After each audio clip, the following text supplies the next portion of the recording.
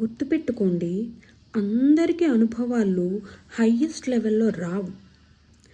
మంత్రం పనిచేస్తుంది, లేదా మనకి సిద్ధి వస్తుంది, లేదా దేవతతో మనకు ఒక అనుబంధం ఏర్పడుతుంది, లేదా ఈ మంత్రం నా జీవితంలో మార్పు తీసుకొస్తుంది అనేది కేవలం మీ అనుభవాల ద్వారా మాత్రమే మీకు తెలుస్తుంది.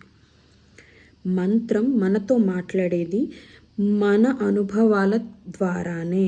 ఈ విషయం గుర్తుపెట్టుకొని మీ జీవితాన్ని చాలా క్లోజ్గా అబ్జర్వ్ చేసుకోవడం స్టార్ట్ చేయండి. గమనించండి, ప్రతి విషయాన్ని గమనించండి. ఏం జరుగుతుంది అని.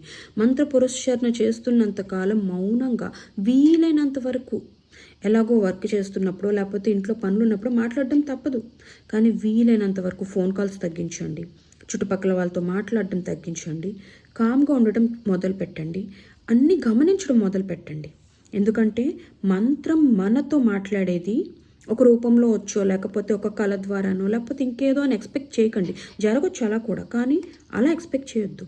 అది ఎప్పుడు మనతో మాట్లాడేది మన అనుభవాల ద్వారా, మనలో తెచ్చే ఆలోచనల ద్వారా, మనలో వచ్చే చిన్న చిన్న మార్పుల ద్వారానే.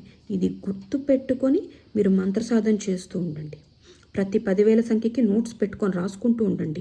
మీ జీవితంలో మీరు గమనించుకున్న మార్పులు, మీకు వచ్చిన ఎక్స్పీరియన్సెస్, కళలు వస్తే కళలు, ఇంకేదైనా మంచి మంచి అనుభవాలు వస్తే అవి అన్నీ రాసుకోండి.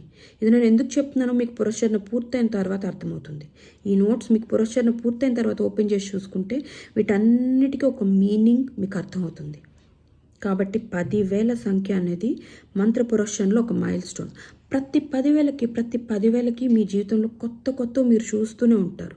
కాబట్టి 10,000 సంఖ్య క్రాస్ చేయండి, మంత్రాన్ని తీవ్రంగా చేయండి. అప్పుడు మీరు ఇవన్నీ గమనించుకుంటూ ఉంటారు.